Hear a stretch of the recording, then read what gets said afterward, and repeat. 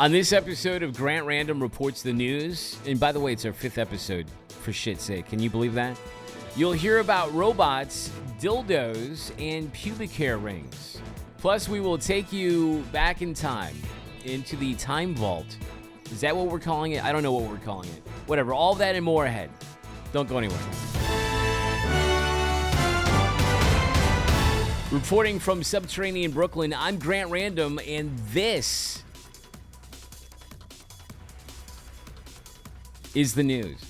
Quite the spectacle broke out recently at the Bass Pro Shops in Leeds, Alabama. It was around closing time when 42-year-old George Owens entered the store naked, proceeded to the top floor, and then performed a cannonball into the store's massive pond below. Owens spent some time in the water before hurling himself out and smacking his head and ass on the floor in front of the waiting police officers, who swiftly arrested him. Upon reviewing the tape of the man's dive, we give him a 10 for his impeccable form, a 10 for his perfect entry into the water, and a minus 10 for the exposed cock. Such a shame, too, as it was a beautiful dive. Pornhub is now blocking residents of Montana and North Carolina from using its site after new age verification laws went into effect in each state that the adult website says infringes upon the privacy of its users. People in those states are dealing with the new reality by using other porn sites, buying adult magazines, and peeking through the windows next door to watch the neighbors bang. Walmart is making drone delivery available in the Dallas-Fort Worth area. The drones will deliver to up to 1.8 million households and will undoubtedly be shot at by drunken locals thinking it's the reptilians. After attacking her boyfriend with a Christmas tree on Christmas Eve, a woman in Largo, Florida attacked her boyfriend again, this time with a vase on New Year's Day. 20-year-old Miracle Rivera was arrested and charged with aggravated battery with a deadly weapon. The victim has wisely arranged to be out of town on Valentine's Day, St. Patrick's Day, and Easter. Turning to robot news, a grocery store chain in the UK has infuriated customers by installing security robots in their stores to cut down on shoplifting. While the robot is a stationary device that sits on 4 legs, some angry customers are saying the device is like RoboCop. One furious customer said of the store, quote, "You make customers feel just like criminals," as he snuck a handle of whiskey into his trench coat. Meanwhile, 2 robots are now patrolling a parking garage in downtown Denver. The droids are named Lotimus Prime and Dave and are programmed to look for people who might be attempting to break into cars. Critics of the automaton say they violate people's privacy, display a threatening demeanor, and sadly possess a shocking lack of fuckability. I think those people are being harsh, as those robots are attractive in their own way. You know, even if they are missing some orifices. A jeweler has gone viral on TikTok for creating rings that contain pubic hair. The idea is that the matching rings are made for couples, with each person wearing a ring that contains pubes from their partners as the ultimate expression of love. It's the latest entry into the world of pube fashion that so many of us are passionate about. The same jeweler is also the maker of jizz jewelry. That, yes, is made with semen that is processed and turned into powder. It's an excellent way for a man to give his significant other a pearl necklace that lasts forever, minus the smell of bleach. Cocaine has never been more popular in the UK, according to a new report. It's members of Gen X in particular who have gotten all hopped up on what they call bugle. The results are higher rates of coke strokes and premature death. By the way, the Coke Strokes are an excellent Strokes tribute band that plays sped-up versions of the band's songs while tuned up on the booger sugar. Turning to nature news, a report in Ars Technica details a worm with a unique butt that develops its own head, eyes, antenna, and brain. The newly conscious posterior then separates from the rest of the worm and leaves to go mate. The original worm adapts to this departure and subsequently grows a new butt. It's safe to assume that humans would likely not react as well if our buttocks grew a brain and then defected from our body to go fuck. Needless to say, this would not be the first time for us being betrayed by an asshole. Parks officials in Canada are urging drivers not to let moose lick salt off their cars. The concern is that allowing these animals to do that decreases their fear of roads and vehicles and therefore increases the risk of moose being injured or killed on roadways. It also attracts a deviant element who get aroused watching moose lick cars. In entertainment, the creators of the Game of Thrones television show are discussing their scrapped Star Wars movie idea. David Benioff and Dan Weiss say their film was tentatively going to be called The First Jedi and would have delved into the creation of the Jedi Order. Those who've read the script say it was strangely familiar as it featured dragons, incest, and a rushed final act.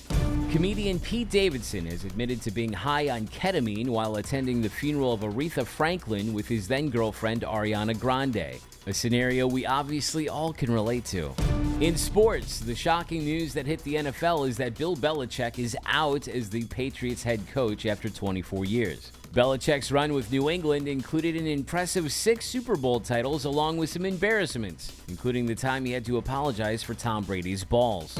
When we return, we've got dildo news, plus we'll take you into the news vault. That's after this. This podcast is being brought to you by We don't have a sponsor, but we do have this lovely intermission.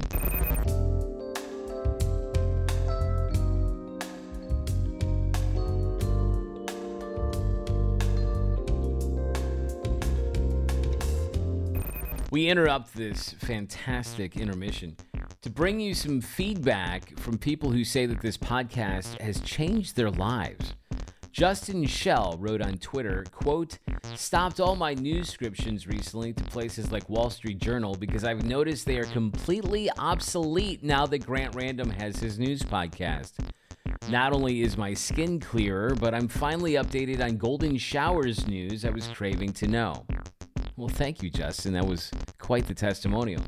Matthew Nolan wrote, quote, "I've always had a hard time growing a beard. After listening to your podcast, I have a beard so full and glorious, the ladies just can't keep their hands off of me. Thanks, Grant." I'm really touched by that. And Grey Ghost wrote, quote, "I listened to it and it added 2 inches to my dick." Well, I mean, that's amazing. Congratulations, Grey Ghost. I don't even know how that's possible. But clearly, there's some magic happening here. Thank you also for the reviews on the podcast apps. On the Apple Podcast app, someone wrote, quote, "Only Grant can make news funny and enjoyable." Another person wrote, "Glad to hear your voice again, brother. Keep up the great work." And finally, someone wrote, "I was going to type a review, but it's time for intermission." That's good. You know, and speaking of...